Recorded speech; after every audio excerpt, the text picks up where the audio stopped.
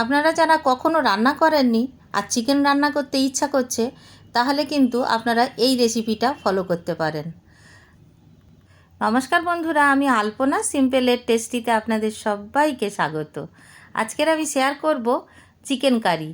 একেবারে সহজ পদ্ধতিতে চিকেন কারি বানাবো। আমার যে বন্ধুরা রান্না জানেন না আর নিজেরা রান্না করে খেতে চান, তাদের জন্য এই চিকেন কারিটা খুব সহজ হবে। চিকেন কারি বানাবার জন্য আমি চিকেন নেব 1 কেজি।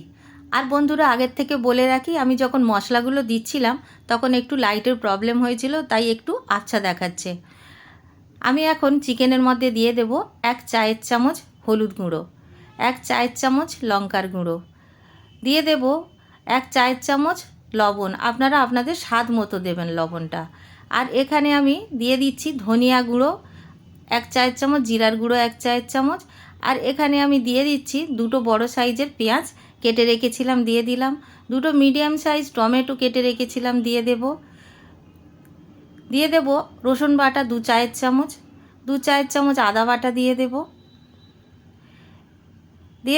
সর্ষের তেল 2 টেবিল চামচ, দিয়ে দেব শুকনো লঙ্কা 4টে এখানে দিয়ে দিচ্ছি, দিয়ে দেব তেজপাতা 2টো, একটা ছোট দিয়েছি একটা বড় দিয়েছি, তাই কেটে দিলাম বড়টা। এখন খুব ভালো করে ম্যারিনেট করে নেব। এই রান্নাটা আমি আমার বাবার কাছ থেকে শিখেছিলাম ছোটোবেলায়, আপনাদের সঙ্গে শেয়ার করছি। খুব সহজ পদ্ধতিতে এই রান্নাটা হবে আর খুব স্বাদ হয় এই রান্নার। আপনারা ট্রাই করে দেখতে পারেন।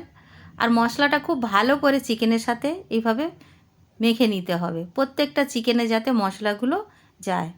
ভালো করে ম্যারিনেট করে রেখে দেব। আধ ঘন্টা রাখতে হবে, 1 ঘন্টাও রাখতে পারেন, তাতে আরও ভালো হবে। গ্যাস জ্বালিয়ে কড়াই বসিয়ে দিয়েছি, 4 টেবিল চামচ সর্ষের তেল দিয়েছি। রান্নাটা আমি সর্ষের তেলে করছি। এখন চিকেনগুলো দিয়ে দেব। চিকেনগুলো দিয়ে ভালো করে নাড়াচাড়া করে নিতে হবে, যাতে সব দিকটা খুব ভালোভাবে গরম হয়ে যায়। ফুল আঁচে ভালো করে নাড়াচাড়া করে নেব 2 মিনিট। 2 মিনিট নাড়াচাড়া করে ঢাকা দিয়ে 5 মিনিটের জন্য লো ফ্লেমে রেখে দেব। 5 মিনিট পরে আমি একবার ভালো করে নাড়াচাড়া করে দেব। তলাতে ধরে যেতে পারে, প্রথমের দিকে মশলাটা ধরে যেতে চায়, সেজন্য 5 মিনিট পরে আমি নাড়াচাড়া করে দিচ্ছি।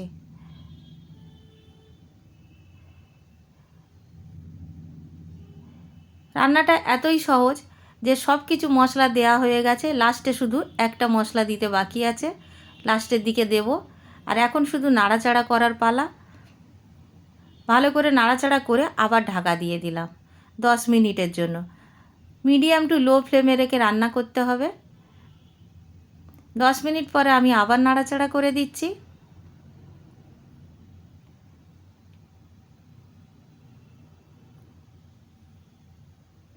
আবারও ঢাকা দিয়ে দেব। ঢাকা দিয়ে আমি রেখে দিয়েছি আরও 15 মিনিট। 15 মিনিট পরে লো ফ্লেমে রাখার ফলে কতগুলো জল বেরিয়েছে দেখুন। চিকেনে কিন্তু আলাদা করে কোনো জল দেওয়া হয়নি, আর চিকেনটা সেদ্ধও হয়ে গেছে। ভালো করে নাড়াচাড়া করে দিচ্ছি।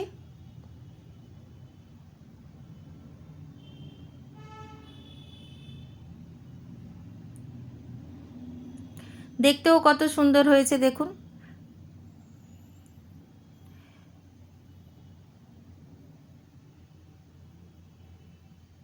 খুব ভালোভাবে আমি নাড়াচাড়া করে দিলাম। এখন আমি দিয়ে দেব গরম মশলার গুঁড়ো। 1 চায়ের চামচ গরম মশলার গুঁড়ো দিয়ে দিলাম। আমাদের সব মশলা দেওয়া হয়ে গেল, আর কোনো মশলা দেওয়ার প্রয়োজন নেই। একটু বেশিক্ষণ নাড়াচাড়া করতে হয়, এছাড়া আর কোনো কাজ থাকে না। সেজন্য এই চিকেনটা রান্না করা কত সহজ। আর দেখুন কতটা সেদ্ধ হয়ে গেছে, একদম চিকেনগুলো নরম হয়ে গেছে।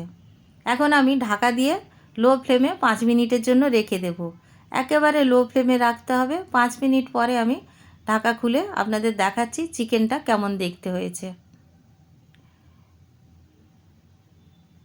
কত সুন্দর দেখতে হয়েছে দেখুন। খেতে তো দারুণ হয়, আর কতটা সহজ চিকেনটা বানানো। একবার যদি আপনারা বানাতে পারেন তাহলে আপনারা প্রত্যেক দিন বানাতে পারবেন, কোনো অসুবিধা হবে না। ভালো করে নাড়াচাড়া করে আমি ঢাকা দিয়ে 5 মিনিটের জন্য স্ট্যান্ডিংয়ে রেখে দেবো, গ্যাসের ফ্লেম অফ করে। তেজপাতাটার আর কোনো প্রয়োজন নেই, তাই তেজপাতাটা আমি ফেলে দিলাম। আর এখন আমি ঢাকা দিয়ে রেখে দেব। 5 মিনিট পরে আমি পরিবেশনের জন্য সার্ভিং বলে নামিয়ে নিচ্ছি। আপনারা বাড়িতে বানাবেন আর কেমন লাগলো কমেন্ট করে জানাবেন। বাড়িতে কেন, আপনারা যেখানে থাকবেন সেখানে বানিয়ে খাবেন। রেসিপি যদি ভালো লাগে লাইক করবেন, শেয়ার করবেন, আর নতুন বন্ধু হলে সাবস্ক্রাইব করতে ভুলবেন না যেন। আজকের এই পর্যন্ত, দেখা হবে পরের ভিডিও নতুন কোনো রেসিপির সঙ্গে। সুস্থ থাকবেন, ধন্যবাদ, নমস্কার।